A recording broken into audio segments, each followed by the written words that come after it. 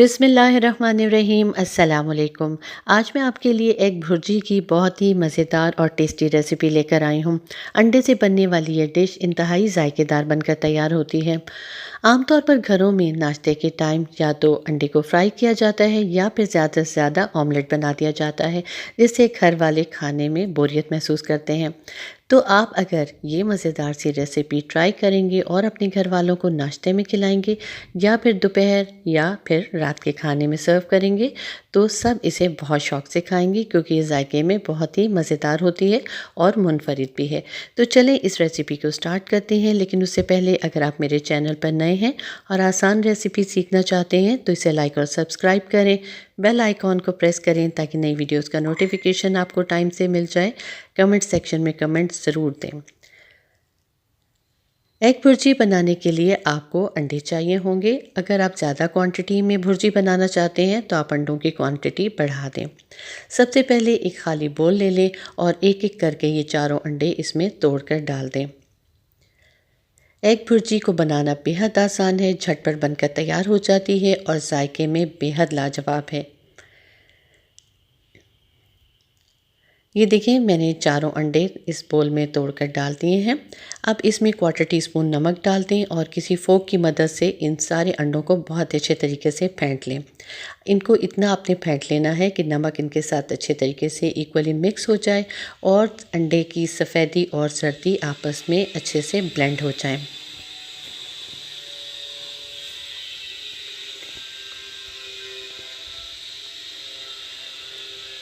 अब इसके बाद आप एक खाली पैन ले लें, चूल्हे का फ्लेम ऑन कर दें और इसमें 2 टेबलस्पून कुकिंग ऑयल के डाल दें।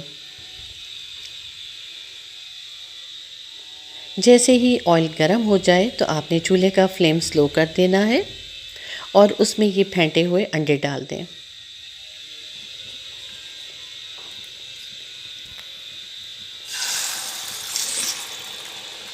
अंडे डालने के बाद आप किसी स्पून की मदद से इन सारे अंडों को मिक्स करते जाएं। साथ साथ स्पून से मिक्स करना बेहद ज़रूरी है, वरना अंडे जलना शुरू हो जाएंगे और उनका कलर ख़राब हो जाएगा। इस तरीके से साथ साथ मिक्स करते जाएं ताकि अंडे जल्दी से पक जाएं और वो छोटे छोटे पीसेस में कन्वर्ट हो जाएं। ये देखिए, मैं इस तरीके से साथ साथ सारे अंडों को मिक्स करती जा रही हूँ और आप देख सकते हैं कि अंडे बहुत जल्दी पक रहे हैं।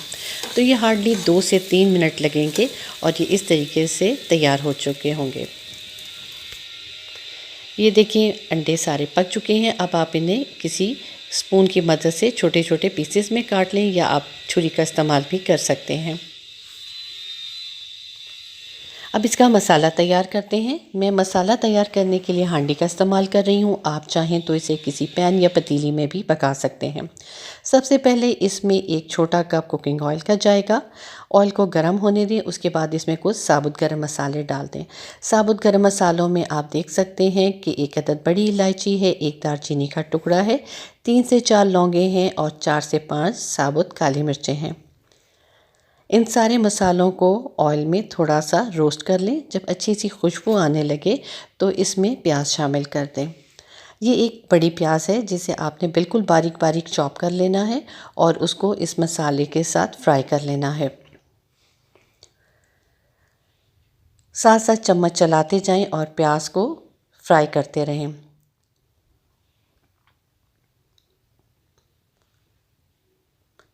आप देख सकते हैं कि प्याज का कलर चेंज होना शुरू हो चुका है।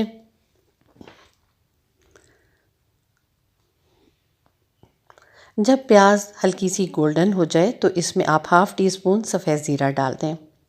सफ़ेद ज़ीरा डालने के बाद आपने इसे भी प्याज के साथ हल्का सा रोस्ट कर लेना है ताकि ज़ीरा अच्छे से रोस्ट हो जाए और उसकी भी सारी खुशबू और फ्लेवर इस ऑयल में आ जाए। अब इसमें 1 टेबलस्पून अदरक लहसुन का पेस्ट शामिल कर दें। आपको मालूम है कि अदरक लहसुन को जब पीस के रखा जाता है तो उसका थोड़ा सा कलर चेंज हो जाता है, इसलिए जो मैंने अदरक लहसुन का पेस्ट इस्तेमाल किया है उसका भी कलर थोड़ा सा चेंज हो चुका है, लेकिन इसके जायके में बिल्कुल भी कोई फ़र्क नहीं आया। अब आप देख सकते हैं कि प्याज अच्छे से गोल्डन हो चुकी है। अब इस स्टेज पर इसमें 1 टीस्पून सूरज मिर्च का पाउडर डाल दें और 1/2 टीस्पून हल्दी पाउडर। इन दोनों चीज़ों को डालने के बाद आप फिर अच्छे से फ्राई करें ताकि इनका कच्चापन निकल जाए। चूल्हे का फ्लेम आपने मीडियम टू स्लो रखना है ताकि मसाले जलने ना पाएँ। सारे मसालों को अच्छे से भूनें। अब 2 टमाटरों का पेस्ट इसमें शामिल कर दें। ये मेरे पास 2 अच्छी क्वालिटी के पके हुए सोर्स टमाटर थे जिन्हें मैंने ब्लेंडर में डालकर ब्लेंड कर लिया था और उनका पेस्ट तैयार कर लिया था। टमाटर डालने के बाद आप इसे थोड़ा सा मसाले के साथ मिक्स करें। उसके बाद इसमें हाफ़ टी स्पून नमक डाल दें। नमक डालने से टमाटर बहुत जल्दी गल जाएंगे क्योंकि वो अपना पानी छोड़ देंगे और मसाला जल्दी से तैयार हो जाएगा। नमक आप अपने टेस्ट के हिसाब से कम या ज़्यादा भी कर सकते हैं। मसाले को अच्छे तरीके से भूनें। 2 से 3 मिनट भूनने के बाद आप इसमें हाफ़ टी स्पून पिसा हुआ धनिया शामिल कर दें और धनिए को भी मसाले के साथ अच्छे तरीके से भूनें। ये देखें 2 से 3 मिनट भुनाई के बाद आप देख सकते हैं कि मसाला बहुत अच्छे से तैयार हो चुका है, टमाटर गल गए हैं और ऑयल साइड पर नज़र आना शुरू हो चुका है। अब इसमें 1 गिलास पानी का शामिल कर दें। चूल्हे का फ्लेम मीडियम टू हाई कर दें ताकि पानी उबलने लगे। जब पानी उबलने लगे तो आप इसमें ये अंडे जो हमने तैयार किए थे वो इसमें शामिल कर देंगे। ये देखें पानी उबलना शुरू हो चुका है और मसाले के साथ पकना भी शुरू हो चुका है। अब आप देख सकते हैं कि मैं इसमें ये सारे अंडे डाल रही हूँ। अंडे छोटे छोटे पीसेस में काट लिए थे तो इसमें अच्छे से मिक्स हो जाएंगे। साथ ही आप इसमें हाफ़ टी स्पून कसूरी मेथी भी शामिल कर दें जिससे इसका फ्लेवर बहुत ही ज़बरदस्त आएगा और खुशबू भी बहुत अच्छी आएगी। सारी चीज़ों को अच्छे से मिक्स करें। उसके बाद इसे कवर करके 5 मिनट तक पकने दें। चूल्हे का फ्लेम मीडियम टू स्लो कर दें। 5 मिनट गुजर चुके हैं, मैंने चूल्हे का फ्लेम ऑफ कर दिया है और अब आप देख सकते हैं कि ढक्कन हटाने के बाद कितना ज़बरदस्त एग भुर्जी तैयार हो चुकी है।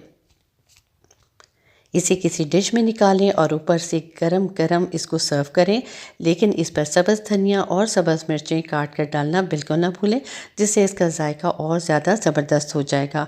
बहुत ही टेस्टी और मज़ेदार एग भुर्जी बनकर तैयार है, जिसे आप नाश्ते में पराठे के साथ सर्व करें तो घर वाले इसे बहुत ही शौक़ से खाएँगे, या फिर अगर इसे दोपहर के खाने में गरम गरम चपाती के साथ खाएँ या फिर रात के खाने में उबले हुए चावलों के साथ, ये हर तरह से बहुत ही जायकेदार लगेगा।